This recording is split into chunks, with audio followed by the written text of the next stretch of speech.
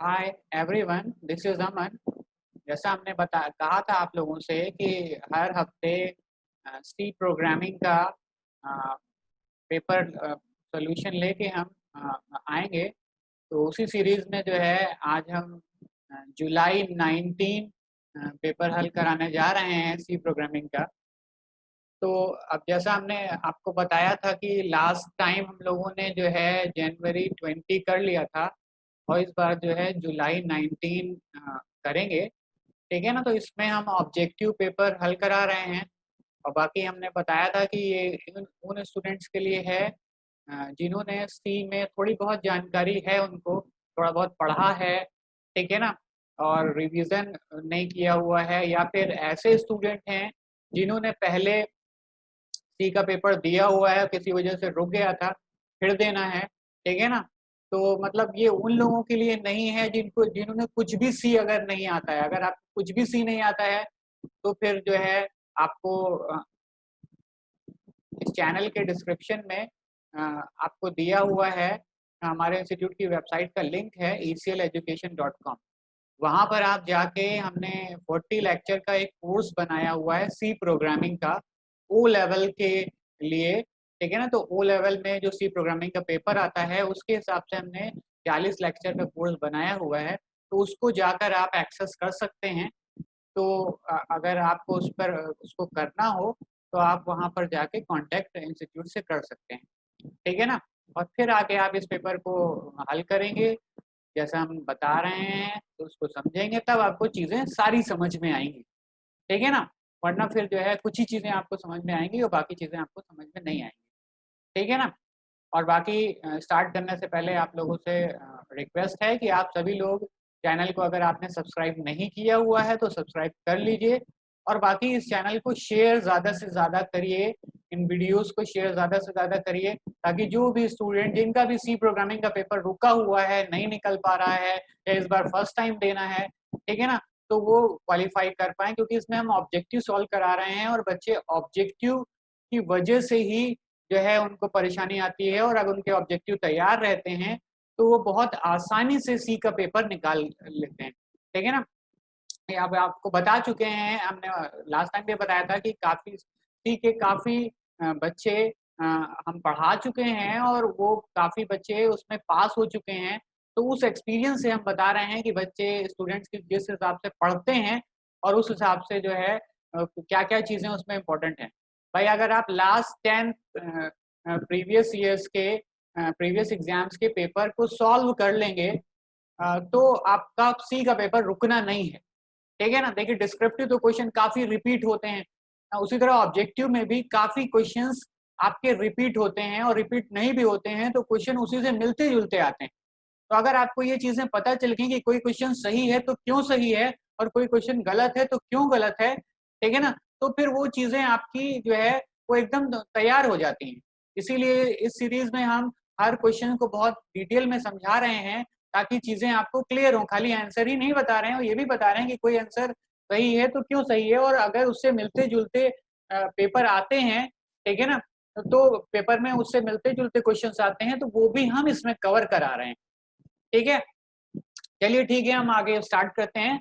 देखिए, तो इसमें पहला क्वेश्चन है आज में जो जो एमसीक्यू है, जो आपका पहले 10 क्वेश्चन एमसीक्यू होते हैं, मल्टीपल चॉइस क्वेश्चन। तो उसमें पहला क्वेश्चन देखिए, पहला क्वेश्चन कह रहा है which of the following is a keyword use for a storage class. ठीक है ना। तो मतलब ये है कि स्टोरेज क्लास के लिए कौन सा ऐसा कीवर्ड है जो इस्तेमाल होता है। ठीक है ना। विच of the following is a keyword used for a storage class. ठीक है ना। तो प्रिंटफ के लिए इस्तेमाल होता है, एक्सटर्नल प्रिंटफ इस्तेमाल होता है, एक्सटर्नल इस्तेमाल होता है, ऑटो इस्तेमाल होता है, स्कैनअप इस्तेमाल होता है। अब देखिए, जो स्टोरेज क्लासेस होती हैं वो 4 होती हैं सी प्रोग्रामिंग में। एक होती है ऑटो, दूसरी होती है ऑटोमेटिक वेरिएबल्स के लिए होती है ऑटो, दूसरी होती है आपकी रजिस्टर, रजिस्टर वेरिएबल के लिए रजिस्टर कीवर्ड इस्तेमाल करते हैं।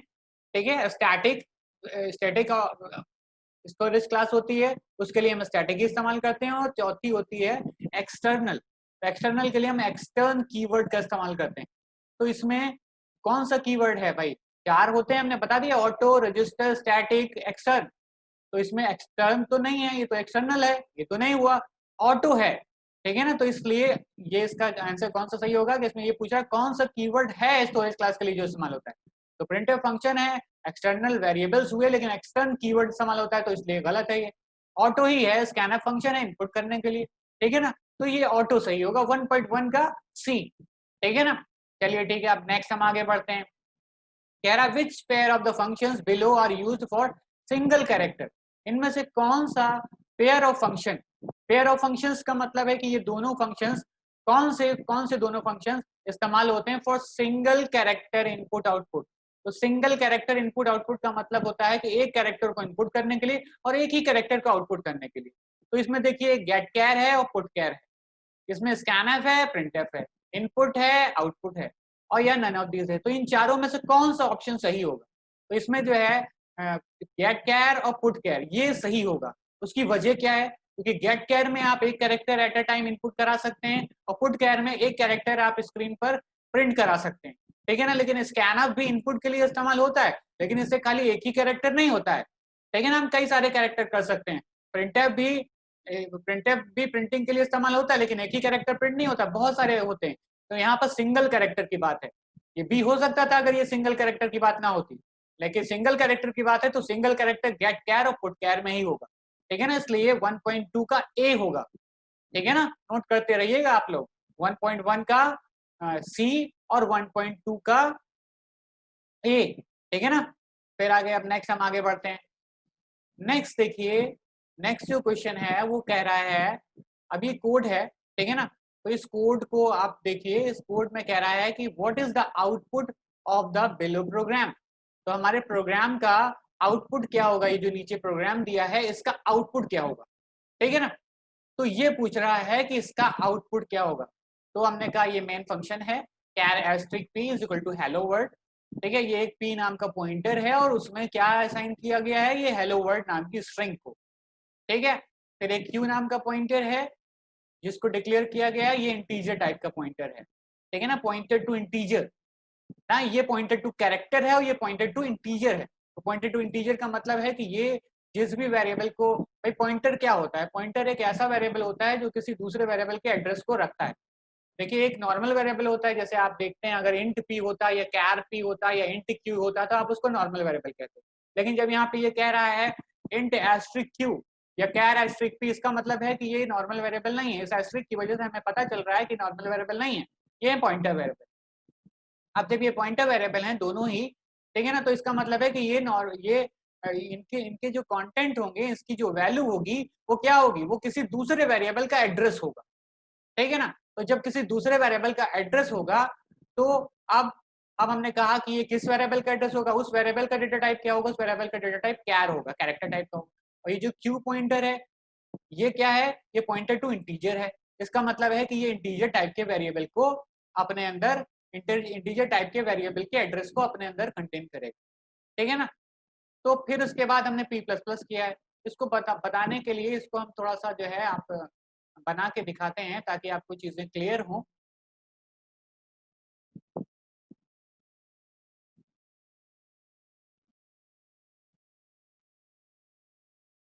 तो ये जो आप लोगों को दिख रहा है, ठीक है ना, ये हेलो वर्ल्ड है। तो ये हेलो वर्ल्ड का ये जो स्ट्रिंग है ये हमने स्टोर करा दी है, ठीक है ना। तो ये स्ट्रिंग हमने हेलो वर्ल्ड वाली यहाँ पर ये स्टोर करा दी है। जो पी नाम का पॉइंटर है, ठीक है ना, ये पॉइंटर ये हेलो वर्ल्ड नाम की स्ट्रिंग के एड्रेस को यहाँ पर ये रखेगा, मतलब इसके बेस एड्रेस को अपने अंदर कंटेन करेगा, ठीक है ना। तो अब हमने कहा कि अगर ये पॉइंटर यहाँ पर ये इस तरीके का पॉइंटर है, ठीक है, ये पॉइंटर यहाँ पर इस तरीके का अगर ये बना हुआ है, तो ये पॉइंटर हमने कहा कि ये किस तरीके का है, ये एक कैरेक्टर, ये पॉइंटर टू कैरेक्टर है, ठीक है ना। तो पॉइंटर टू कैरेक्टर का मतलब यहाँ पर ये हो गया कि ये पी नाम का पॉइंटर है, ठीक है ना। मान लीजिए इसकी वैल्यू क्या है, भाई पॉइंटर है तो ये एड्रेस ही रखेगा। मान लीजिए इसका एड्रेस क्या है, 2000, ठीक है। तो 2000 है और इस 2000 में किसकी, ये हेलो वर्ल्ड नाम की स्ट्रिंग का एड्रेस अपने अंदर कंटेन कर रहा है, ठीक है ना। तो इसको हम यहाँ से इसको रिप्रेजेंट करा देते हैं, ये पॉइंट आउट करा देते हैं। तो अब ये इसका हमने कहा इसका बेस एड्रेस है, ठीक है। तो अब जब हम देखें तो ये 2000 है, ये 2001 होगा, ये 2002 होगा, ये 3 होगा, ये 4 होगा, और ये स्पेस है, ये 5 होगा, ये 6 होगा, ये 7 होगा, ये 8 होगा, ये 9 होगा, ये 10 होगा। क्यों ऐसा क्यों है? क्योंकि जो है जो कैरेक्टर होता है वो क्या लेता है, वो 1 बाइट लेता है, ठीक है ना। जो कैरेक्टर होता है हमारा वो 1 बाइट लेता है, और जो इंटीजर होते हैं वो डिपेंड करता है कि आपका कंपाइलर कौन सा आप इस्तेमाल कर रहे हैं। अगर 16 बिट 16 बिट कंपाइलर इस्तेमाल कर रहे हैं तो इंटीजर 2 बाइट लेता है, और अगर जो है आप 32 बिट या 32 बिट या 64 बिट इस्तेमाल कर रहे हैं तब इंटीजर हमारा 4 बाइट लेता है, ठीक है ना। लेकिन कैरेक्टर दोनों ही केसेस में 1 ही बाइट लेता है, चाहे आप जो है 16 बिट कंपाइलर इस्तेमाल कर रहे हो तब भी वो 1 ही बाइट लेगा, और चाहे आप 16 या 32 बिट कंपाइलर इस्तेमाल कर रहे हो वो 1 ही बाइट लेगा। तो यहाँ पर ये जो प्रोग्राम किया गया है ये किया गया है ये जो है 32 या 64 बिट के कंपाइलर के हिसाब से किया गया है, ठीक है ना। तो ये इस हिसाब से क्वेश्चन पूछा गया है ना। अभी हम आपको बताते हैं कि ये हमने कैसे जाना कि ये जो है 32 या 64 बिट के कंपाइलर के हिसाब से किया गया। अभी हम बात बताते हैं। तो यहाँ पे हमने कहा कि ये जो है इसका इसका जो आंसर आ रहा है ना उसके उस हिसाब से हमने बताया। तो यहाँ पे हमने कहा कि ये हेलो वर्ल्ड लिख दिया है, तो अब इसका मतलब ये 2000 लोकेशन पे H है, ये 2001 पे है, ये 2 पे है, 3 पे है, ये आपको पता चल गया। अब आगे हमने कहा ये इंट एस्ट्रिक क्यू है, तो ये क्यू नाम का भी वेरिएबल होगा, ठीक है ना। अगर ये क्यू नाम का भी वेरिएबल होगा तो हमने क्यू नाम के वेरिएबल को यहाँ पे बना लिया है, ठीक है ना। लेकिन ये क्यू नाम का जो वेरिएबल है ये इंटीजर टाइप का है। ये वेरिएबल किस टाइप का है? इंटीजर टाइप का है, ठीक है ना। ये क्यू ये पॉइंटर टू इंटीजर है। ये वाला पॉइंटर पहले p जो है वो पॉइंटर टू कैरेक्टर है, देख ही रहे हैं आप यहाँ पे, और ये क्या है? पॉइंटर टू इंटीजर है, ठीक है। तो अभी इसमें कुछ वैल्यू नहीं पड़ी है हमारे क्यू में, क्यू अभी हमारा खाली है, ठीक है ना, क्योंकि अभी इसमें वैल्यू डाली जाएगी। अब ये क्यू डिक्लेयर हो गया। अब p प्लस प्लस है, p प्लस प्लस का मतलब है ये पॉइंटर की अरिथमेटिक, पॉइंटर की अरिथमेटिक आपने जब पढ़ी होगी तो आपने ध्यान दिया होगा, पॉइंटर में अगर कोई एक वैल्यू जोड़ी जाती है, अगर इस p प्लस प्लस का क्या मतलब है? p plus one. तो पॉइंटर में p प्लस वन का मतलब क्या होता है? ये नहीं होता है कि उसमें एक वैल्यू जुड़ जाए, ठीक है ना। पॉइंटर में p प्लस वन का, p प्लस प्लस का क्या मतलब है? p plus one. तो p प्लस वन का मतलब ये नहीं हुआ कि अगर वो 2000 है तो ये 2001 हो जाए, ये सबके लिए ट्रू होगा, यहाँ के लिए तो ट्रू है, ठीक है ना। ये 2000 है तो p प्लस वन का मतलब यहाँ तो 2001 हो जाएगा, लेकिन इसलिए यहाँ पर तो सही है क्योंकि ये कैरेक्टर टाइप का पॉइंटर है p, ठीक है ना। तो इसके लिए बात सही है क्योंकि कैरेक्टर टाइप का पॉइंटर 1 ही बाइट लेता है। लेकिन अगर हम कहें ये क्यू वाले के लिए देखते तो क्यू हमारा इंटीजर टाइप का पॉइंटर है। इंटीजर टाइप का पॉइंटर डिपेंड करेगा कि हमारा कितने बाइट ले रहा है, कौन सा कंपाइलर है। अगर हमने कहा 16 बिट का कंपाइलर है तो इंटीजर 2 बाइट लेता है, तो p प्लस वन का मतलब इसमें 2 बाइट आगे बढ़ेगा अगर ये भी यही 2000 होता। लेकिन अगर ये हमने कहा ये 32 और 64 बिट का कंपाइलर पे यूज हो रहा है, इसका मतलब ये 4 बाइट लेगा। समझ में आ रहा है ना? ये हमारा इंटीजर कितने बाइट लेगा? 4 बाइट। तो अगर q की वैल्यू यहाँ पे 2000 होती, अभी हम आगे करेंगे, 2000 होती तो ये क्या होता? 2004, ठीक है ना, 4 बढ़ जाते उसमें। लेकिन यहाँ पर है 2000 है इसकी वैल्यू, चूंकि कैरेक्टर टाइप का पॉइंटर है इसलिए 2000 की वैल्यू बढ़ के क्या होगी? p प्लस वन का मतलब p प्लस एक मतलब 2001। तो मतलब अभी तक इसकी वैल्यू जो p की वैल्यू है वो बढ़ गई। p की वैल्यू 2000 थी और अब क्या हो गई? 2001 हो गई। तो मतलब है कि अब हमारा पॉइंटर किसको पॉइंट आउट करने लगा? 2001 को। तो अब हमारा ये जो पॉइंटर है, अब हम p की बात करें तो p में एक बढ़ गया, p प्लस प्लस हो गया, मतलब अब p 2001 हो गया, तो 2001 पे तो ये होगा ना, ठीक है ना, e। समझ में आ रहा है ना? तो अब हम पीछे वाला जो है जो पहले हमने मार्क किया था उसको हटा देते हैं, ठीक है ना। और इसके अलावा हमारी ये जो वैल्यू है वो अब 2000 से क्या हो गई है? वो 2001 हो गई, ठीक है ना। तो इसको हम काट देंगे और यहाँ पर अब हम क्या करेंगे? इसको 2001 कर देंगे, तो ये 2001 हमने कर दिया, ठीक है। तो ये 2001 हो गया। अब हमने कहा कि अब जब हम आगे बढ़ेंगे तो अब देखिए p प्लस प्लस हो गया 2001, मतलब ये e को रिप्रेजेंट करने लगा क्योंकि इसकी वैल्यू एक बढ़ गई है, ठीक है ना। क्योंकि यहाँ पर हमने इसको जब इनिशियलाइज किया था, जब वैल्यू उसमें असाइन की थी तो ये 2000 इसको बेस एड्रेस था, लेकिन जब उसमें एक ऐड किया हमने तो ये ई हो गया।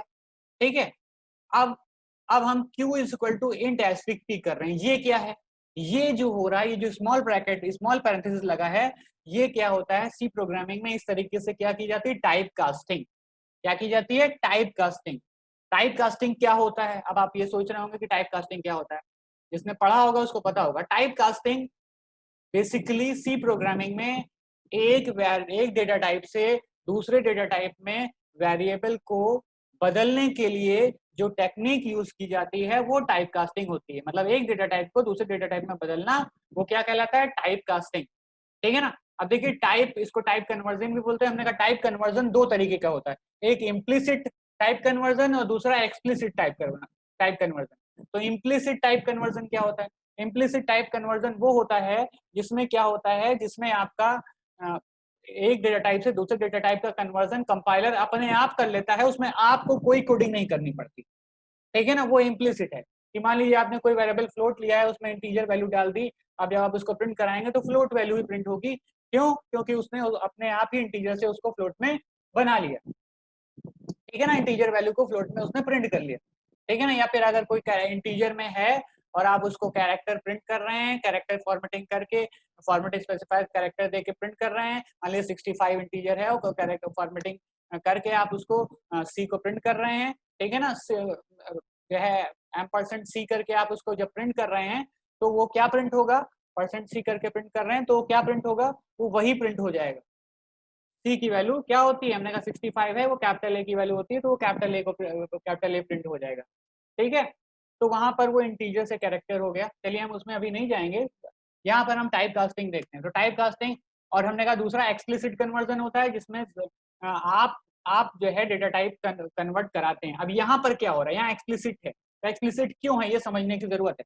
हमारा पॉइंटर था, ये हमारा पी जो था, ये पॉइंटर टू कैरेक्टर था, इस तरह के एड्रेस को रख रहा था, ये सिर्फ अभी कैरेक्टर टाइप के एड्रेस को ही रख सकता था। लेकिन यहाँ पर ये क्या कर रहे हैं, इस पी को बदल रहे हैं। किस चीज में बदल रहे हैं, इंटीजर टाइप के पॉइंटर में बदल रहे हैं। ठीक है ना, तो मतलब इसका डेटा टाइप कैरेक्टर से इंटीजर में बदला जा रहा है। जब इसका डेटा टाइप कैरेक्टर से इंटीजर में बदला जा रहा है, इसका मतलब ये टाइप कास्टिंग हो गई। ठीक है ना, टाइप कास्टिंग देने के लिए बहुत सिंपल तरीका होता है, वो वेरिएबल रखिए जिसका नाम आपको जिसका डेटा टाइप बदलना है, उसके आगे स्मॉल ब्रैकेट में पैरेंथेसिस में उस डेटा टाइप का नाम लिख दीजिए जिसमें बदलना है। क्योंकि ये पॉइंटर है इसलिए यहाँ पे एस्ट्रिक लगा रहे हैं।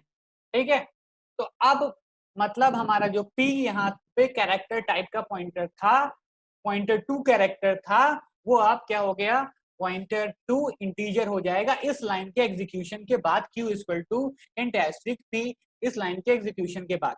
तो मतलब q में जो असाइन हुआ वो क्या असाइन हुआ, p का जो है p की टाइप कास्टिंग करके वो क्यू में असाइन हुआ। ठीक है ना, तो अब क्यू, इसका मतलब है कि क्यू जो है, क्यू तो हमने आपने देखा ही है, क्यू को जो हमने डिक्लेयर किया है वो इंटीजर टाइप का ही पॉइंटर डिक्लेयर किया है। ठीक है, तो अब क्यू में जो असाइन होगा वो वैल्यू वो यहाँ पर आ गया भाई, एड्रेस तो वही आएगा भाई, 2001 है तो वो 2001 में ही आएगा, 2001 आ गया यहाँ पे। ठीक है ना, तो एड्रेस वही आएगा, लेकिन टाइप कास्टिंग करके एड्रेस किया गया है। तो ये क्यू में अब हम यहाँ पे हम इसको लिख देते हैं, ये आ गया 2001। ठीक है ना, क्योंकि हमने असाइन किया है। अगर टाइप कास्टिंग ना करते तो हम कैरेक्टर टाइप के एड्रेस को उसमें नहीं रख सकते थे, इसलिए हमने टाइप कास्टिंग यहाँ पे की है। ठीक है, तो अब यहाँ पे 2001 आ गया। अब हम यहाँ Q++ कर रहे हैं, तो हमने बताया है कि Q आपका कैरेक्टर टाइप का पॉइंटर नहीं है कि 2000। अब यहाँ Q++ का मतलब क्या है कि 2001 में एक जोड़ दिया जाए, तो यहाँ एक जोड़ने से काम नहीं बनने वाला है। क्यों, क्योंकि Q हमारा इंटीजर टाइप का है, और हमने कहा कि ये जो है 32 बिट या 64 बिट कंपाइलर पर है, तो इसका मतलब क्या है कि इसकी वैल्यू क्या होगी, हमने कहा है कि तब उसमें इंटीजर कितना लेता है, 4 बाइट लेता है।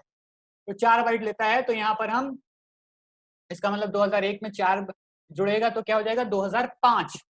इसमें हम जब जोड़ेंगे तो क्या हो जाएगा 2005। ठीक है ना, और अगर यहाँ पर हम जोड़ते, यहाँ पर 2001 में 4 जोड़ते, एक जोड़ते, तो ये सब 2002 ही होता। ठीक है ना, यहाँ p+1 सिर्फ एक ही बढ़ा, और यहाँ q+1 4 बढ़ रहे हैं। उसकी वजह है कि ये इंटीजर टाइप का है, इंटीजर 4 बाइट देता है। ठीक है ना, एक एलिमेंट बढ़ता है आगे, ना कि पॉइंटर के इंक्रीमेंट में एक एलिमेंट आगे बढ़ता है, ना कि एक एक एक बाइट आगे बढ़ता है, ठीक है ना। तो यहाँ पे चूंकि एक एलिमेंट था कैरेक्टर टाइप का, वो एक ही बाइट का साइज होता है, इसलिए वो SCE पे पहुंचा।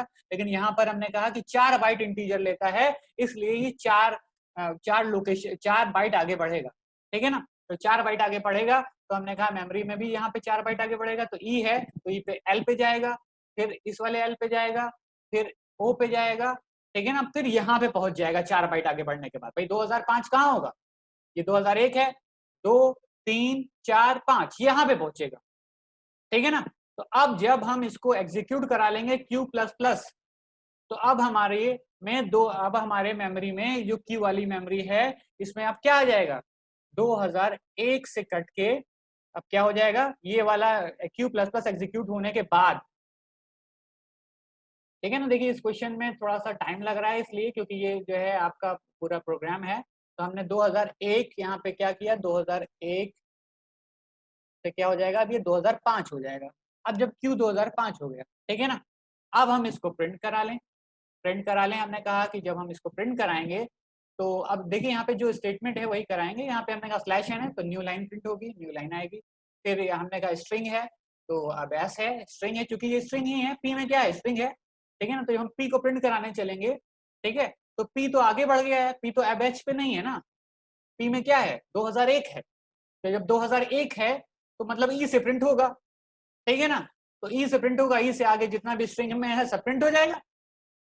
तो आपने कहा ई से फिर एलो वर्ड होगा, तो एलो वर्ड कौन उसे ऑप्शन में, इसमें एलो वर्ड लिखा हुआ है, और एलो वर्ड कहाँ है, इस वाले में है। तो ये बात तो क्लियर हो गई कि पहला तो एलो वर्ड है, तो ये वाला होगा या ए होगा या डी होगा, ठीक है ना। अब हमने कहा फिर अच्छा, और आगे भी तो देखें, क्यू, पी हो गया एलो वर्ड, क्यू, क्यू भैया क्यू कैसे प्रिंट होगा, तो क्यू में 2005 है, तो वो देखिए यहाँ 2005 है, तो 2005 यहाँ पर है, ठीक है ना। तो सही मायने में ये स्पेस होना चाहिए और वर्ड होना चाहिए, ठीक है ना। तो नीचे जो सेकंड स्ट्रिंग होनी चाहिए, क्योंकि स्लैशन है तो नई लाइन पे आएगा, तो सेकंड स्ट्रिंग क्या होनी चाहिए, स्पेस और वर्ड। तो स्पेस और वर्ड तो यहाँ पर नहीं है, लेकिन आप इसको मान सकते हैं, ठीक है ना। जैसे यहाँ पे इसने इसको नहीं लिया है, तो यहाँ पे क्या होगा, स्पेस स्पेस नहीं दिखा रहा है, ठीक है ना। लेकिन ये दूसरा ऑप्शन और कोई नहीं है यहाँ पर, ठीक है ना, स्पेस वाला ऑप्शन नहीं है, इसलिए यही ऑप्शन होगा डी वाला, हेलो वर्ड और नीचे वाला वर्ड, ठीक है ना। क्यों वर्ड होगा, क्योंकि भाई स्पेस और वर्ड, ठीक है ना। जब हम क्यू को प्रिंट कराएंगे तो कहां से प्रिंट कराएंगे, भाई क्यू का मतलब क्या है, 2005, तो 2005 से 2005 ये वाली लोकेशन है 2005, फिर 2005 के आगे जितना कुछ है वो सब कुछ प्रिंट करेगा, बेस एड्रेस को उठाएगा, क्योंकि स्ट्रिंग है तो उसके आगे सब कुछ प्रिंट कर लेगा, तो सब कुछ प्रिंट करेगा, उसके बाद वर्ड ही लिखा है, तो ये वाला डी ऑप्शन सही होगा। तो इस तरीके से आपने क्या जाना, जो आपका 1.3 है इसमें कौन सा सही होगा, डी वाला, ठीक है ना। इसको आप फिर से देखिएगा रिकॉर्डिंग, ठीक है ना, फिर से आप पॉज करके देखिएगा, इसको बना के देखिएगा, तब आपको पूरी तरीके से अच्छे से और क्लियर होगा, ठीक है ना। फिर भी नहीं समझ में आएगा तो फिर हमसे पूछेगा, इसका ऑप्शन 1.3 का ये डी होगा, एलो वर्ड, ठीक है ना, और वर्ड, ठीक है ना। चलिए ठीक है, अब हम आगे बढ़ते हैं नेक्स्ट क्वेश्चन। तो नेक्स्ट क्वेश्चन हमारा कौन सा है, कह रहा विच of the following is a scalar data type. तो अब स्केलर डेटा टाइप क्या होता है, पहले आपको ये समझने की जरूरत है। देखिए स्केलर डेटा टाइप वो डेटा टाइप होता है जिसमें एट अ टाइम सिर्फ एक ही वैल्यू रह सकती है, वो data type scalar data type होता है। अगर आपने ना सुना हो, ना जानते हो, तो जान लीजिए, स्केलर डेटा टाइप ऐसा डेटा टाइप होता है जिसमें एट अ टाइम एक ही वैल्यू रहती है, ठीक है ना, बहुत सारी वैल्यूज एक साथ नहीं रहती हैं, ठीक है, तो वो स्केलर डेटा टाइप होता है। अब इसमें देख लीजिए कौन सा ऐसा ऑप्शन है जिसमें एट अ टाइम एक ही वैल्यू रहती है, जैसे फ्लोट है, अगर हमने फ्लोट एवरेज लिखा, तो एवरेज में एक ही एवरेज तो एट अ टाइम रहेगा ना, कि 10 एवरेज तो एक साथ नहीं रह सकते, ठीक है ना, एक ही एवरेज रहेगा, तो ये स्केलर डेटा टाइप हुआ। देख लीजिए और भी तो कोई नहीं है, अब यूनियन है, अब यूनियन में तो हमने कहा यूनियन में तो कई सारी चीजें रहती है ना, कई वैल्यूज रहती हैं, ठीक है ना। एरे हुआ, एरे में भी कई सारी वैल्यूज रहती हैं। लिंक्ड लिस्ट हुआ, लिंक लिस्ट तो नाम ही से जाहिर है लिस्ट है, इसमें भी कई सारी चीजें, कई सारी वैल्यूज रहती हैं, ठीक है ना। तो इसमें इसलिए यहाँ पे स्केलर डेटा टाइप कौन सा होगा, 1.4 का आंसर क्या होगा, फ्लोट, ठीक है ना। तो विच of the following is scalar data type, scalar data type क्योंकि एक ही वैल्यू एट अ टाइम रहती है इसमें, तो ये क्या होगा, फ्लोट। यूनियन में हमने कहा यूनियन के मेंबर्स होते हैं, ठीक है ना। और एरे कहाँ, एरे एरे भी आप जानते हैं कि एरे में भी कई सारी चीजें होती हैं, कलेक्शन ऑफ एलिमेंट्स होता है। लिंक लिस्ट भी आप जानते हैं, लिंक लिस्ट में भी लिस्ट है तो मतलब है उसमें कई सारे नोड्स होते हैं, ठीक है ना, तो इसमें फ्लोट आंसर सही होगा। 1.5 देखते हैं, क्या है, header files in C contain, जो हेडर फाइल्स हैं वो सी में वो क्या रखती हैं, कंपाइलर कमांड्स रखती हैं, लाइब्रेरी फंक्शंस रखती हैं, header information of C programs रखती हैं, कि ऑपरेटर फॉर फाइल्स रखती हैं। अब भाई लाइब्रेरी आपको पता है कि हेडर फाइल में क्या होता है, stdio.h तो सभी ने सुना होगा, standard input output header file. तो अब जो हेडर फाइल है तो उसके अंदर क्या होते हैं, तो stdio में क्या होता है भाई, printf scanf। तो printf scanf फंक्शन, अभी जैसे ये वाला प्रोग्राम हमने बनाया था तो यहाँ पे प्रिंटिंग हो रही है, तो ये printf फंक्शन कहाँ होगा, ये printf फंक्शन ऊपर हेडर फाइल्स लगती है प्रोग्राम में हर, ठीक है ना, तो वो उस हेडर फाइल में होगा। तो ये सब क्या होते हैं, ये हेडर फाइल्स में होते हैं, ये लाइब्रेरी फंक्शंस में होते हैं, ठीक है ना। तो यहाँ पे हेडर फाइल्स जो होती हैं वो सब हेडर फाइल्स में क्या कंटेन करती हैं, हेडर फाइल्स जैसे हमने कहा stdio.h है, conio.h है, ठीक है ना, stdio का मतलब स्टैंडर्ड इनपुट आउटपुट, ठीक है ना, और conio.h का मतलब कंसोल इनपुट आउटपुट, ठीक है ना, जैसे हमने कहा CLR SCR है वो कंसोल इनपुट आउटपुट में होगा, getch है वो भी कंसोल इनपुट आउटपुट में होगा, ठीक है ना। तो इस तरीके से फंक्शंस तमाम जो है आपकी सब हेडर फाइल्स में होते हैं, वो सब लाइब्रेरी फंक्शंस होते हैं, जैसे मैथ्स के फंक्शंस हैं, ठीक है ना, तो math.h में होगा, ठीक है। इसी तरह स्ट्रिंग के फंक्शन है, वो क्या, वो आपकी उसी तरीके से सब अलग अलग लाइब्रेरी में सब अलग अलग हेडर फाइल्स में होते हैं, तो ये लाइब्रेरी फंक्शन होगा। तो 1.5 का क्या आंसर होगा, बी, ठीक है ना। नेक्स्ट 1.6 देते हैं, 1.6 कह रहा है what is the binary number equivalent of the decimal number 12, ठीक है ना, इसमें binary number equivalent of the decimal number 12, मतलब डेसिमल नंबर 12 का बाइनरी क्या होगा। अब उम्मीद करते हैं आपको बाइनरी निकालना तो पता होगा ना, ठीक है ना। तो अगर हमने कहा बाइनरी क्या होगा, तो बाइनरी निकालने का सबसे आसान तरीका हमने बताया हुआ है, ठीक है ना, लेकिन एक बार फिर भी देख लीजिए कि जो भी नंबर्स लिखे हुए हैं उन नंबर्स पे आप क्या करिए, उन नंबर्स पर आप रिवर्स ऑर्डर में जो है लिख लीजिए 1, ठीक है ना, 2, फिर 4 डबल करते जाइए, ठीक है ना, और फिर क्या 8, ठीक है ना। अब चूंकि यहाँ पर सिर्फ इतने ही लिखे हुए हैं, ठीक है ना, तो हमने क्या 1 2 4 8, फिर हम ये देख लें कि जिन भी नंबर्स के आगे बड़ा होता है तो आप 8 16 32 64 बढ़ते चले जाते, ठीक है ना। अब इसमें देख लीजिए जिन भी नंबर्स के आगे, जिन भी नंबर्स के नीचे 1 आ रहा है उनको जोड़ लीजिए, डेसिमल निकालने का तरीका बता रहे हैं बाइनरी से, जिन भी नीचे नंबर्स के नीचे 1 आ रहा है उनको जोड़ लीजिए। तो 1 इसमें किसके नीचे आ रहा है, 8 के नीचे आ रहा है 1, और 4 के नीचे है 8 के नीचे नंबर 1 आ रहा है, और 4 के नीचे 1 आ रहा है, तो 8 और 4 को ऐड कर लीजिए, 8 और 4 को ऐड करेंगे तो क्या होगा 12, और बाकी जिनके नीचे 0 आ रहा है वो सब उनको छोड़ दीजिए, ठीक है ना, वो उनको मत ऐड करिए। तो 8 और 4 12, इसका मतलब इसका डेसिमल क्या होगा 12।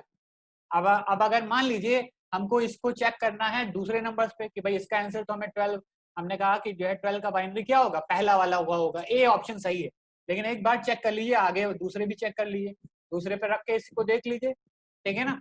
जब दूसरे पे रख के देखेंगे तो क्या आएगा, जिनके नीचे 1 है उन्हीं को जोड़ना है, तो हमने कहा कि किन के नीचे यहाँ पे 1 है, यहाँ पे हमने कहा 8 के नीचे 1 है और 2 के नीचे 1 है, तो 8 2 तो 10 हुआ, ये कहाँ 12 हुआ, इसका मतलब ये भी नहीं सही है, ठीक है ना। फिर उसके बाद हमने कहा अगर हम इस पे बाकियों पे आ जाएं, ठीक है ना, तो बाकी भी हमको नहीं मिलेंगे, क्योंकि इसमें भी अगर हम रखते हैं इसको 8 4 8 4 2, ठीक है ना, तीनों के नीचे 1 है, तो 8 4 कितना हुआ 12 12 टू 15 हो गया, 12 टू 14 हो गया, सॉरी, ठीक है ना। तो ये भी नहीं 12 आ रहा है, ये भी 12 नहीं आ रहा है, ठीक है ना। और अगर हम ये वाला देखें, लास्ट वाला देखें, तो लास्ट में भी 1, अगर इसको हम रखेंगे यहाँ पर भी इसको रखेंगे तो ये क्या आ रहा है, ये आपका 1 आ रहा है, ठीक है ना, पहला नंबर है और आखिरी नंबर है, ठीक है ना। तो यहाँ पे जब हम देखेंगे तो ये 1 है और 8 है, तो 8 और 1 तो 9 होगा, 4 2 0 है, तो 8 और 1 तो 9 होगा, तो इसको भी यहाँ पे भी रखने का कोई मतलब नहीं है, यहाँ पे 9 आ रहा है, 12 नहीं आ रहा, तो 12 सिर्फ क्या आ रहा है, इसी में आ रहा है, ठीक है ना। 8 और 4, 8 और 4 को जब हम देख रहे हैं तो 8 और 4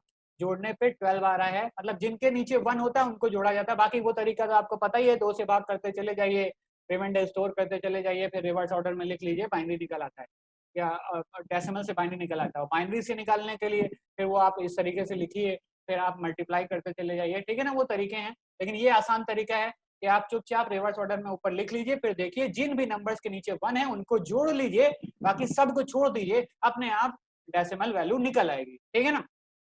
चलिए ठीक है, अब हम आगे बढ़ते हैं, अब आगे बढ़ते हैं, नेक्स्ट देखते हैं नेक्स्ट क्वेश्चन पे आते हैं 1.7। 1.7 कह रहा है pointers are of. Pointers are of, pointer जो होते हैं वो क्या होते हैं, इंटीजर, मतलब पॉइंटर के जो होते हैं क्या, data type. Integer data type होता है पॉइंटर, कैरेक्टर डेटा टाइप होता है, अनसाइंड इंटीजर डेटा टाइप्स होता है, या नन ऑफ दीज।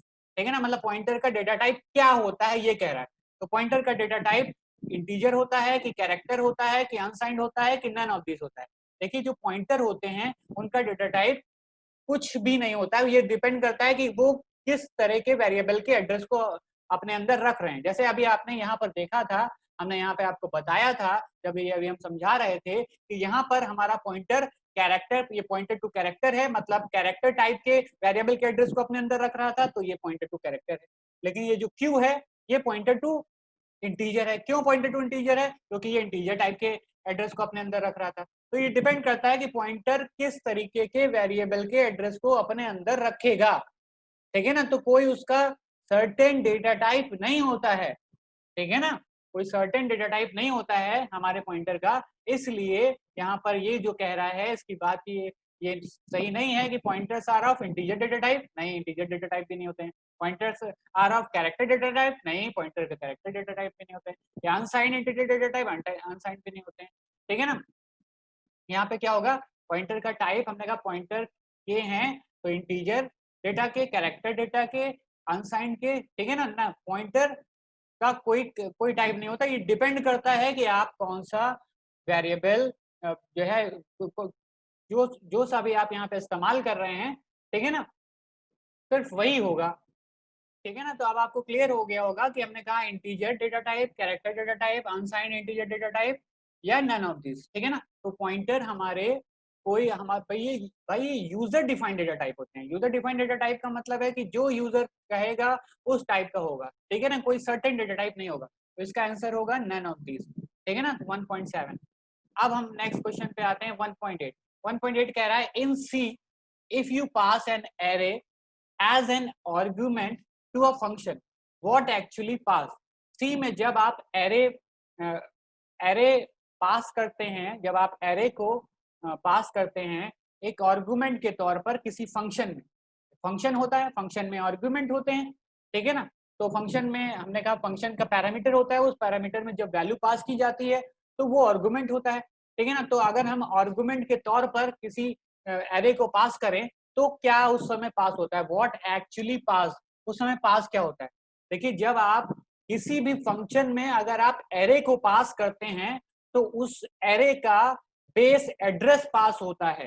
ठीक है ना, इस बात को ध्यान रखिए, अगर आप एरे पास कर रहे हैं किसी भी फंक्शन में, ठीक है ना, तो जब फंक्शन में एरे पास की जाएगी आर्गुमेंट के तौर पे, भाई आप ऐसी वैल्यू नॉर्मल वेरिएबल पास करते हैं, ठीक है ना, लेकिन अगर आप एरे पास कर रहे हैं, ठीक है ना, तो उसका बेस एड्रेस पास होगा।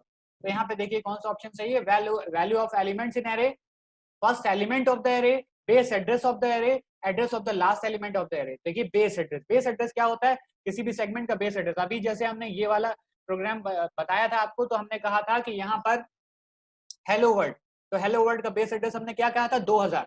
फिर बाकी और भी हैं 2000, 2001, 2002, 2003, ये सब थे आगे के, लेकिन एच कहाँ स्टोर था, 2000 पे। तो पहला एलिमेंट जहाँ पे स्टोर होता है, पहला जो सबसे पहला कैरेक्टर, जो पहली बाइट होती है, वही बेस एड्रेस होता है सेगमेंट। ठीक है ना, तो हमने कहा base address of the array, जो बेस एड्रेस होगा, पहले एलिमेंट का जो भी एड्रेस होगा, ठीक है ना, वही हमारे एरे का वही पास होगा फंक्शन में। ठीक है ना, तो मतलब है कि ये 1.8 का कौन सा आंसर सही हो जाएगा, सी। अब 1.9 में आ जाते हैं। 1.9 कह रहा है which of the following fopen statement is illegal in C, मतलब इनमें से कौन सा जो है स्टेटमेंट सी में इलीगल है। ठीक है ना, तो इलीगल का मतलब है कि कौन सा स्टेटमेंट इसमें अगर आप इसको लिखेंगे तो सी जो है कंपाइलर नहीं चलेगा, एरर बताएगा। ठीक है ना, अलाउ नहीं करेगा। ठीक है ना, तो देखिए ये फाइल खोलने के तरीके हैं बेसिकली। ठीक है ना, फाइल आपको पता होगा, फाइल हैंडलिंग सी में, फाइल हैंडलिंग के लिए पहले आप फाइल नाम का पॉइंटर बनाते हैं FILE। ठीक है ना, और फिर उसके बाद उसको फाइल को खोलते हैं। तो फाइल खोलने के लिए फिर पहले पॉइंटर आगे लिखते हैं, तो ये भी सही है, FP = F open फंक्शन का सिंटैक्स होता है। फिर यहाँ पे स्मॉल ब्रैकेट में फाइल का नाम लिखा जाता है और साथ में उसका ये मोड रीडिंग मोड होते हैं। तो रीडिंग मोड होता है, राइटिंग मोड होता है, अपेंडिंग मोड होता है। तो reading mode total opening mode file के कितने होते हैं? 6। एक आर होता है और दूसरा आर प्लस होता है, एक डब्ल्यू होता है और फिर चौथा डब्ल्यू प्लस होता है, पांचवा आपका ए होता है, फिर आपका ए प्लस होता है, ठीक है ना। तो इस तरह 6 ओपनिंग मोड्स होते हैं, ठीक है ना। तो यहाँ पे आर का इस्तेमाल किया गया, कोई दिक्कत नहीं है, फाइल का नाम है। यहाँ पर दूसरा एफपीएफ ओपन, यहाँ पर देखिए ये जो है abc.txt लिखा गया है, ठीक है ना। तो यहाँ पे भी कोई दिक्कत नहीं है, ये भी सही है। fp=f open abc, ये भी आप ऐसे ही लिख दिया गया है, ठीक है ना। तो कोई दिक्कत नहीं इसमें, मतलब ये है कि फाइल भले ना मिले, ठीक है ना, फाइल भले ना खुले, लेकिन यहाँ पर जो है तो एरर कोई नहीं देगा, ठीक है ना। अगर फाइल नहीं मौजूद होगी तो हमने कहा डब्ल्यू में तो ये भी होता है, फाइल नहीं मौजूद होगी तो फाइल क्रिएट हो जाएगी, ठीक है ना। लेकिन इलीगल का मतलब है कि ना एक्सेप्ट ना करे, हाँ। तो अब जैसे मान लीजिए कहा जाए कि कंटिन्यू स्टेटमेंट या स्विच स्टेटमेंट में लीगल है, ठीक है ना, तो कंटिन्यू स्टेटमेंट स्विच में नहीं चलेगा, ठीक है ना, वो एरर बताएगा, ठीक है ना। तो यहाँ पे कुछ ऐसी एरर नहीं आनी है, भले आपका जो है आगे भले आपका जो है फाइल हो सकता है ना मिल पाए, ठीक है ना, लेकिन कोई एरर नहीं आनी है। तो अब यहाँ पर और दूसरी बात, तो इसमें A B C D 4 option है, तो यहाँ पर होगा D, none of the mentioned, इसमें कोई भी इलीगल नहीं है, ठीक है। बाकी यहाँ पे स्लैश आप वो वाले इस्तेमाल करते हैं, ये आपके क्या है फॉरवर्ड स्लैश, ठीक है ना। तो बैकवर्ड स्लैश वहाँ पर जब आप इसका इस तरीके से एड्रेस पाथ लिखते हैं तो वो बैकवर्ड स्लैश होता है। तो चलिए ठीक है, लेकिन इसमें ये नन ऑफ द मेंशन मतलब जितने इसमें दिए गए हैं इसमें से कोई भी इलीगल नहीं है, ठीक है ना। तो इसलिए आप यहाँ पर इस्तेमाल ये जो है इसमें डी ऑप्शन सही होगा। अब 1.10 पे आ जाते हैं। अब 1.10 में हमने कहा कि इसमें से which of the following is not a keyword in C language, तो इसमें से कौन सा ऐसा है कीवर्ड नहीं है। हमने बताया कि सी में 32 कीवर्ड हैं, उसकी लिस्ट भी हमने आपको प्रोवाइड की है। तो हमने कहा कि मेन पहला क्या है, ये मेन, दूसरा एंड एल, फ्लोट, स्विच। अब मेन को जानते हैं आप, मेन फंक्शन होता है, फ्लोट आप जानते हैं डेटा टाइप होता है, स्विच आप जानते हैं कि जो है स्टेटमेंट होता है, ठीक है ना। एंड एल ये नहीं आपने देखा है कभी, ठीक है ना। तो इसमें 3 तो कीवर्ड हैं, यही नहीं देखा है तो आपने, इसका मतलब ये कीवर्ड नहीं है, तो 1.10 का हो जाएगा बी, ठीक है ना। तो आपके अब एमसीक्यू खत्म हो गए, ठीक है ना। अब हम देखिए एक एक क्वेश्चन को हम इसलिए इतना डिटेल में बताते हैं क्योंकि अगर एक क्वेश्चन आपको समझ में आ गया तो उस तरीके के कोई भी क्वेश्चन आएंगे तो वो आप कर ले जाएंगे, ठीक है ना। एक क्वेश्चन के साथ बाकी जितने तरह के उस तरह के क्वेश्चन आए हुए हैं पिछले 10 सालों में सब लेके हम चलते हैं, ठीक है ना, ताकि आपको चीजें कवर हो जाए। फिर हम जुलाई 2019 हम सॉल्व करवा रहे हैं, ठीक है ना, उसमें एमसीक्यू हमने लास्ट वीडियो में बता दिए थे। अब हम आगे बढ़ते हैं, ट्रू फॉल्स हम बता रहे हैं। तो ट्रू फॉल्स में आगे बढ़ने से पहले हम आपको बता दें, अगर आपने चैनल सब्सक्राइब नहीं किया हो तो उसको कर लीजिए, और दूसरी बात ये है कि इसको शेयर करना ना भूलिए, शेयर ज़रूर कर लीजिएगा। चलिए ठीक है, हम आगे ट्रू फॉल्स बताएं। तो ट्रू फॉल्स में हमने कहा कि पहला क्वेश्चन है कि array at int A5 can be use to store 5 characters. अब देखिए यहाँ पे कह रहा है कि जो आपकी एरे है और जो इंटीजर टाइप की एरे है, ठीक है ना, उसमें क्या जो है 5 कैरेक्टर आप स्टोर कर सकते हैं, ठीक, तो कैरेक्टर आप स्टोर कर सकते हैं, ठीक है ना। तो आप 5 कैरेक्टर एरे में स्टोर कर सकते हैं इंटीजर टाइप की एरे में। क्यों? क्योंकि हमने बताया है कि ये इम्प्लिसिट कन्वर्जन, इम्प्लिसिट कन्वर्जन का मतलब हमने बताया कि एक होता है टाइप कन्वर्जन, एक होता है इम्प्लिसिट, एक होता है एक्सप्लिसिट। इम्प्लिसिट का मतलब ये हुआ कि जो कंपाइलर अपने आप कन्वर्ट कर लेता है एक डेटा टाइप से दूसरे डेटा टाइप, तो यहाँ पर वही होगा, ठीक है ना। एक्सप्लिसिट जिसमें आपको करना पड़ता है, जिसमें आपको कुछ नहीं, हो गया इम्प्लिसिट कन्वर्जन, इसलिए ये क्या होगा 2.1 का ये आपका ट्रू होगा। अब हम आगे बढ़ते हैं। अब देखिए नेक्स्ट देखिए, नेक्स्ट यहाँ पर ये कह रहा है, नेक्स्ट क्वेश्चन कह रहा है C language was initially designed and developed at Microsoft Corporation of USA. तो सी लैंग्वेज को सबसे पहले डिजाइन और डेवलप किया गया था माइक्रोसॉफ्ट कॉर्पोरेशन ऑफ यूएसए के द्वारा, ठीक है ना। ये मतलब माइक्रोसॉफ्ट कॉर्पोरेशन ऑफ यूएसए में डेवलप किया गया था। तो ऐसा नहीं है, सी प्रोग्रामिंग को डेवलप किया गया था, डेनिस रिची ने डेवलप किया था 1972 में एटी और बेल लैब में, ठीक है ना। American telephone and telegraph organization थी, वहां ये डेवलप की गई थी। तो ये बात गलत है कि सी लैंग्वेज को C language Microsoft Corporation of USA में डेवलप की गई थी, ठीक है ना। तो ये फॉल्स होगा, पहला वाला ट्रू होगा, दूसरा वाला फॉल्स होगा। 2.3 में आते हैं, कह रहा है semicolon must be placed after closing the conditional expression in a do while construct. तो सेमीकोलन जरूर होना चाहिए after closing the conditional expression in a do while construct. मतलब अगर आप डू वाइल लूप लिख रहे हैं तो डू वाइल लूप में डू लिखते हैं, फिर डू की बॉडी होती है, डू के बाद वाइल होता है, तो वाइल के बाद जो है वो सेमीकोलन लगना जरूरी है। ये कुछ इस तरीके से होता है, ठीक है ना। तो यहाँ पर डू होगा, ठीक है ना, फिर डू के बाद उसकी बॉडी होती है, ठीक है, उसकी बॉडी में कुछ लिखा होता है, ठीक है, उसके बाद यहाँ पे वाइल होता है, ठीक है, और वाइल में कुछ कंडीशन होती, मान लीजिए लिखा हुआ है कि आई लेस देन, कुछ भी लिखा हुआ है, ठीक है ना, आई लेस देन 5, ठीक है ना। तो अब ये कंडीशन होती है, तो इस कंडीशन के बाद क्या सेमीकोलन लगना कंपलसरी है, ये कह रहा है, ठीक है ना। तो क्या सेमीकोलन लगना कंपलसरी है, तो यही कह रहा है ये, ठीक है ना। तो हाँ, इसके बाद जो है यहाँ पर ये कह रहा है कि यहाँ पर जो सेमीकोलन लग रहा है, ये सेमीकोलन लगेगा, ठीक है ना। ये सेमीकोलन लगना कंपलसरी है, सेमीकोलन नहीं लगेगा तो वो एरर आएगी, ठीक है ना। वाइल में क्या होता है, वाइल में ऊपर होता है, फिर उसके अंदर कंडीशन होती है, फिर बॉडी होती है, तो वाइल में तो काम चल जाता है, लेकिन डू वाइल में या कह रहा है मस्ट बी प्लेस, मतलब जरूरी है कि जो है लगना ही चाहिए सेमीकोलन। अगर आपने सेमीकोलन नहीं लगाया तो फिर एरर आएगी, ठीक है ना। तो 2.3 क्या होगा, ट्रू होगा। क्लियर हो गई ना बात। चलिए अब नेक्स्ट हम आगे बढ़ते हैं। कह रहा है 2.4 ternary expression is a selective control construct. जो टर्नरी एक्सप्रेशन है वो क्या सेलेक्टिव कंट्रोल कंस्ट्रक्ट होती है। सेलेक्टिव कंट्रोल कंस्ट्रक्ट का मतलब ये है कि जो है आपका सेलेक्टिव कंट्रोल कंस्ट्रक्ट का मतलब ये हो गया कि टर्नरी एक्सप्रेशन में क्या होता है भाई, टर्नरी एक्सप्रेशन आपकी मतलब कंडीशनल ऑपरेटर की यहाँ पे बात हो रही है, तो वो जो उससे जो एक्सप्रेशन लिखी जाती है वो क्या सेलेक्टिव कंट्रोल कंस्ट्रक्ट होती है। तो हाँ, क्योंकि उसमें भी चॉइस होती है कि अगर ऐसा हो तो ये करो, वरना ऐसा हो तो ये करो, ठीक है ना। तो सिलेक्शन भी हो रहा है वहां पे, ठीक है ना। तो ये टर्नरी एक्सप्रेशन भी क्या होगी, सेलेक्टिव कंट्रोल कंस्ट्रक्ट होगी, ठीक है ना। अगर भाई वो एकदम इफ की तरह होती है, ठीक है ना, तो इसलिए वो सेलेक्टिव कंट्रोल कंस्ट्रक्ट होती है। फिर हमने कहा all the functions except main function do not execute on their own, they require a calling function. या सारे फंक्शन एक्सेप्ट मेन फंक्शन, या मेन फंक्शन को छोड़ के सारे फंक्शन खुद एग्जीक्यूट नहीं होते हैं, ठीक है ना। दे रिक्वायर अ कॉलिंग फंक्शन, क्या उनको कॉलिंग फंक्शन की जरूरत है।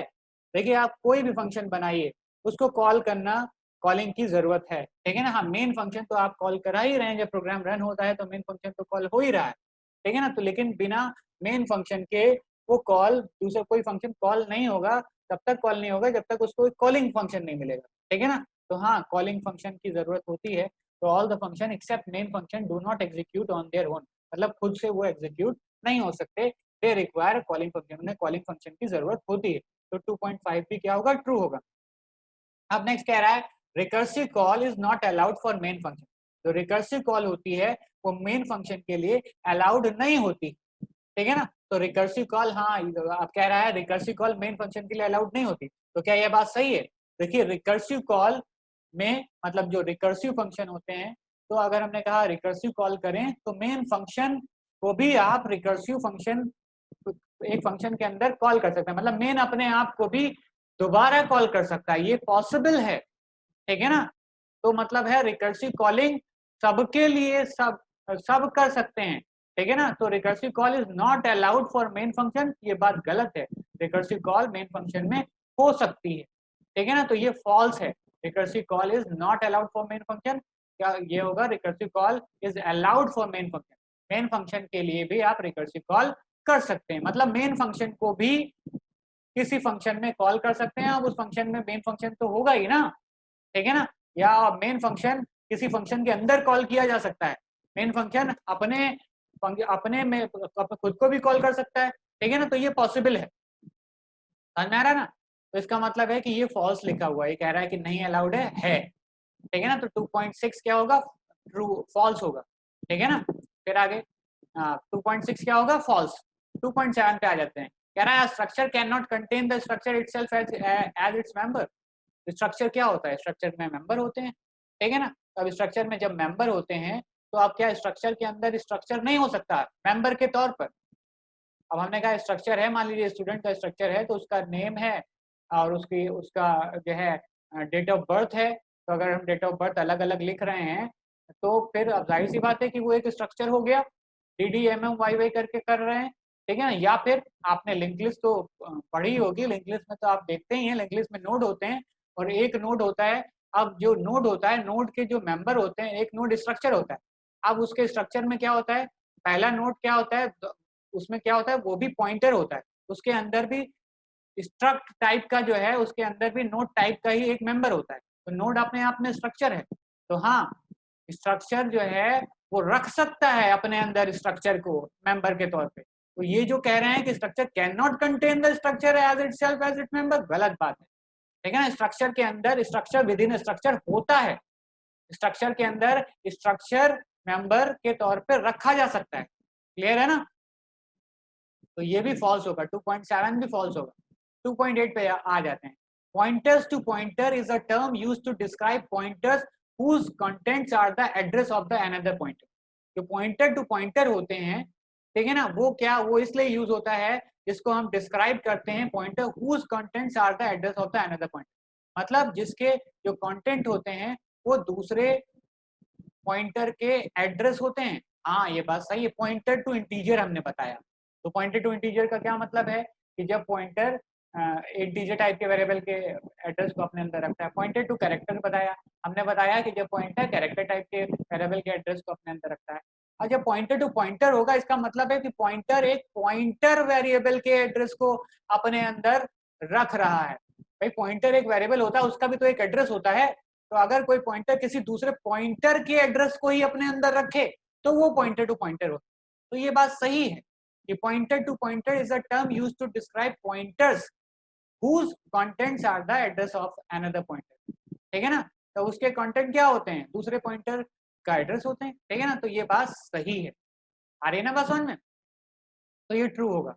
अब 2.9 देखते हैं। कह रहा है in C there is a function name is strcat used to concatenate two string. मतलब दो स्ट्रिंग को जोड़ने के लिए हमने कहा हेलो और वर्ड लिखा है, तो हेलो और वर्ड आपस में जोड़ दे, वो कौन जोड़ सकता है। तो हमने कहा दो डिफरेंट स्ट्रिंग है तो strcat जोड़ सकता है।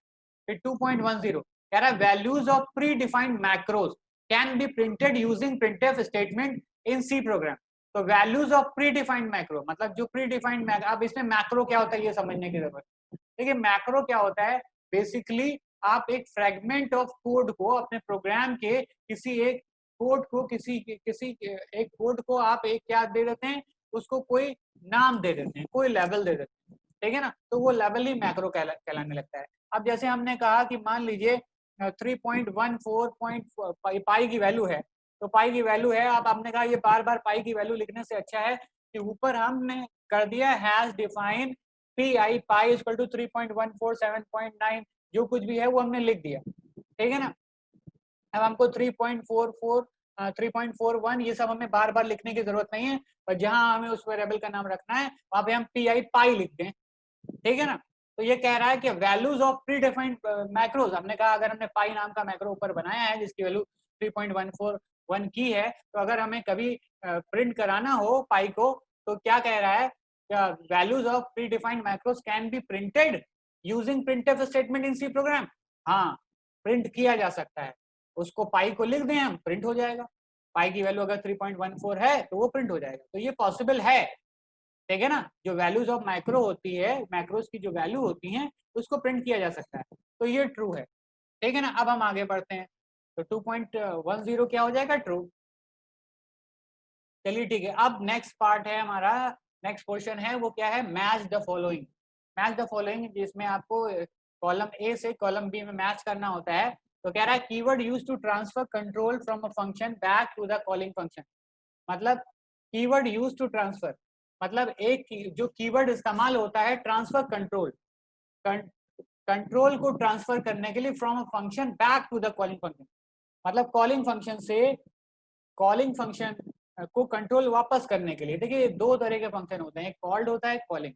कॉल्ड वो फंक्शन जिसको कॉल किया जाए, और कॉलिंग वो फंक्शन जिसमें जो कॉल करे, ठीक है ना। तो कह रहा है कीवर्ड यूज, उस कीवर्ड का नाम बताइए जिसका इस्तेमाल होता है to transfer control, control transfer करने के लिए फ्रॉम अ फंक्शन, एक फंक्शन से back to the calling function, ठीक है ना। मतलब कॉलिंग फंक्शन जो कॉल करता है वहां पर वापस कॉलिंग फंक्शन पर कंट्रोल पहुंचना है, तो किस कीवर्ड का इस्तेमाल होता है।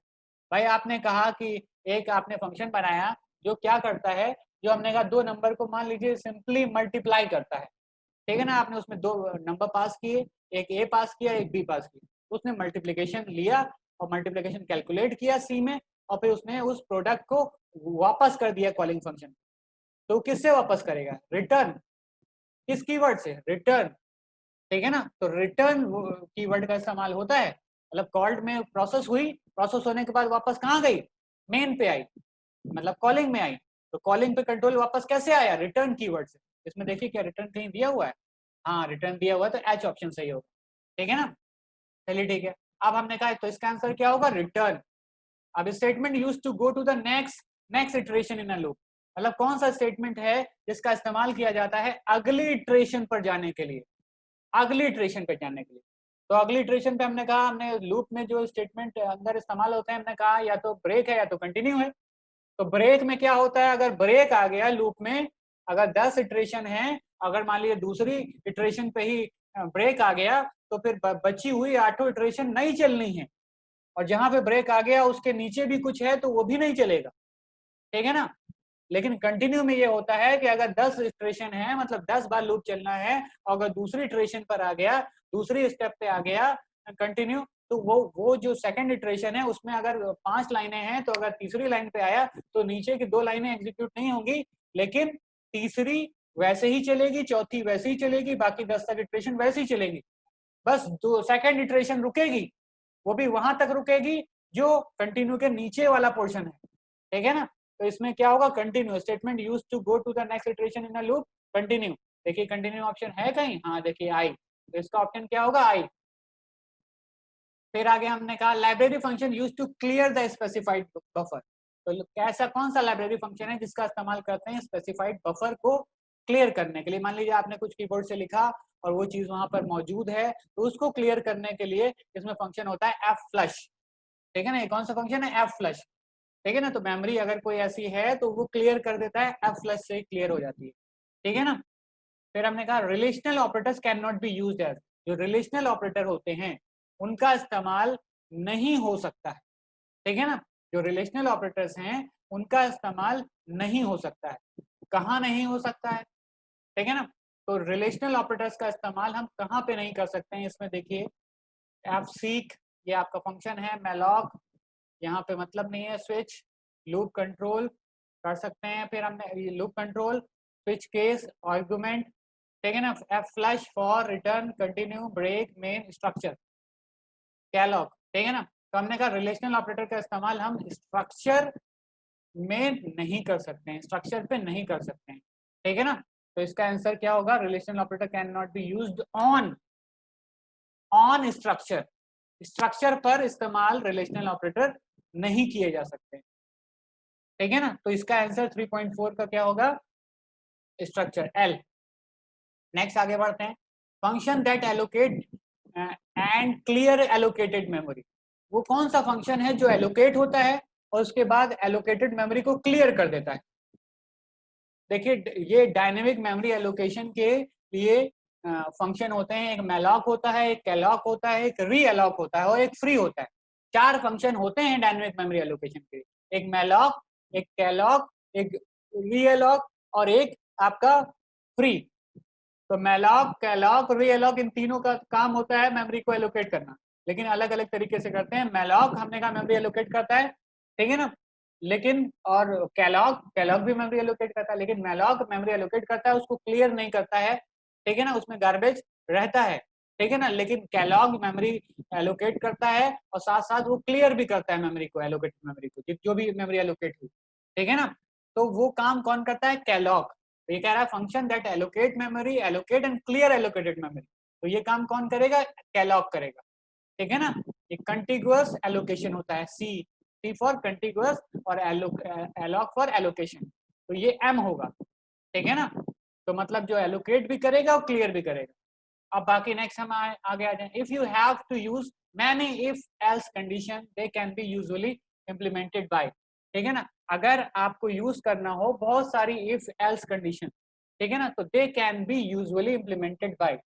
अगर बहुत सारी मैनी इफ एल्स कंडीशन आपको यूज करनी हो तो उसका क्या रास्ता है, आप कैसे इस्तेमाल कर सकते हैं। हमने कहा मान लीजिए मंथ नेम आपको प्रिंट कराने हैं, ठीक है ना, तो अब जनवरी, फरवरी, मार्च, अप्रैल, अब आपने कहा अगर मंथ mn में ले लिया आपने मंथ नेम, तो हमने कहा mn अगर इंटीजर टाइप का वेरिएबल है तो mn की वैल्यू 1 हो तो जनवरी, 4 हो तो अप्रैल, 7 हो तो जुलाई, तो 12 केसेस आपको लिखने पड़ेंगे, ठीक है ना। अब हमने कहा इसको 12 उसमें आपको करना पड़ेगा, 12 इफ कंडीशन लगानी पड़ेंगी, ठीक है ना।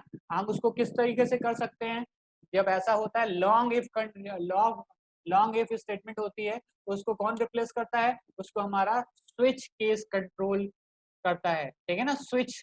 तो यहाँ पर इसका ऑप्शन क्या होगा 3.6 का सी, ठीक है ना। फिर आप आगे बढ़ते हैं, piece of information pass to a method.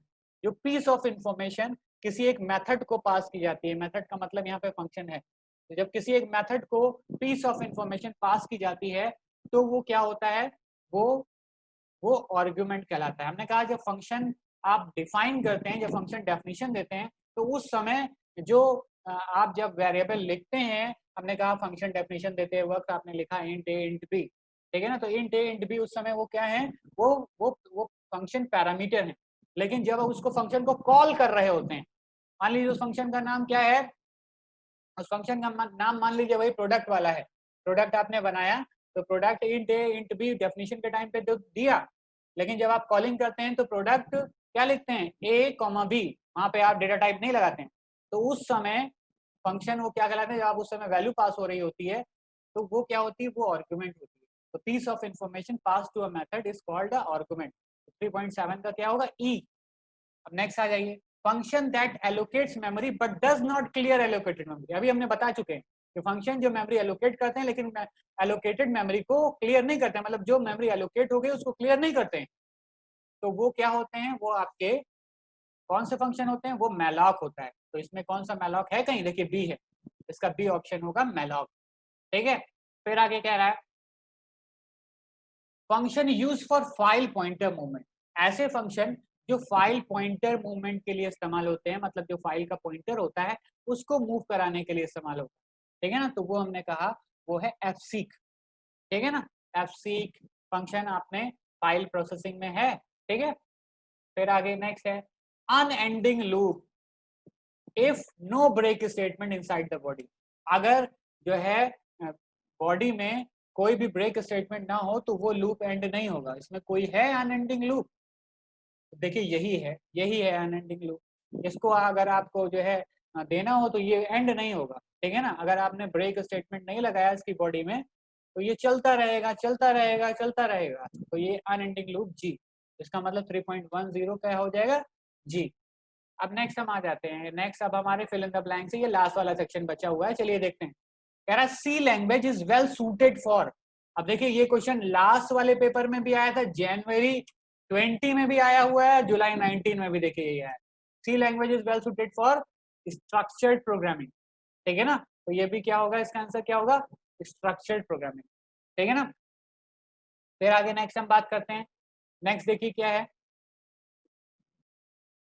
And dash, मतलब ये फिल इन द ब्लैंक्स आपको फिल करना है।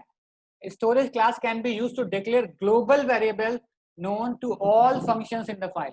मतलब कौन सी ऐसी स्टोरेज क्लास है जिसका इस्तेमाल हम करते हैं ग्लोबल वेरिएबल को डिक्लेयर करने के लिए, ठीक है ना, और जो सारे फंक्शंस में, फाइल के सारे फंक्शंस में जो है वो विजिबल हो, उसका इस्तेमाल किया जा सके। तो हमने कहा 4 स्टोरेज क्लास होती हैं, एक ऑटोमेटिक होती है, एक रजिस्टर होती है, एक स्टैटिक होती है और एक एक्सटर्न होती है।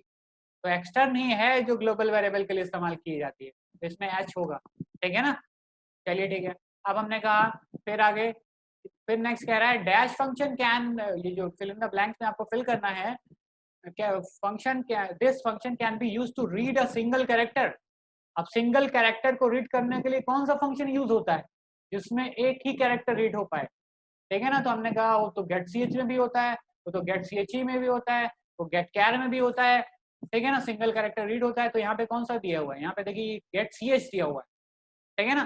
तो ये गेट ch होगा, तो गेट ch m वाला होगा, इसका कौन सा आंसर सही होगा, m वाला। 4.3 क्या होगा, m।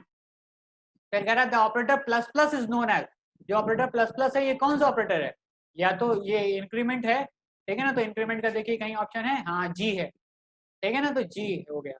फिर आगे नेक्स्ट हम पढ़ते हैं। फिर आप देखिए आर दिस वेरिएबल, या फिर इस ब्लैंक में आपको फिल करना है, आप blank variable points to another pointer. ये कौन सा वेरिएबल है जो दूसरे पॉइंटर को पॉइंट करता है, अभी बात आई, ये कौन सा वेरिएबल है जो दूसरे पॉइंटर को पॉइंट करता है। हमने कहा एक पॉइंटर वेरिएबल ही दूसरे पॉइंटर को पॉइंट करता है, ठीक है ना, लेकिन ये वेरिएबल क्या होगा, ये पॉइंटर टू पॉइंटर होगा।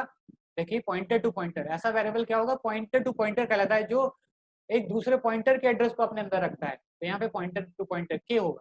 अभी हमने बताया ना पॉइंटर टू पॉइंटर का क्या मतलब है, इसको डबल एस्ट्रिक से हम डिफाइन करते हैं। अगर हमने कहना है इंट एस्ट्रिक पी, तो ये एक खाली पॉइंटर है, लेकिन अगर हमने कहा क्यू जो है वो पी के एड्रेस को रख रहा है, तो इंट एस्ट्रिक एस्ट्रिक क्यू, इसका मतलब क्यू जो है वो अगर पी के एड्रेस को रख रहा है, पी अपने आप में पॉइंटर है, तो इसका मतलब है कि यहाँ पर क्यू हमारा पॉइंटर टू पॉइंटर है, ठीक है ना। नेक्स्ट हम आगे बात करते हैं, हाँ ये वाला रह गया, this operator can be used allocate memory space dynamically to variable during execution of a program, ठीक है ना। तो इस वेरिएबल का हम, इस ऑपरेटर का इस्तेमाल करते हैं मेमोरी को एलोकेट करने के लिए, ठीक है ना, during execution of a program, program के एग्जीक्यूशन के दौरान मेमोरी को एलोकेट करने के लिए इस ऑपरेटर का इस्तेमाल किया जाता है।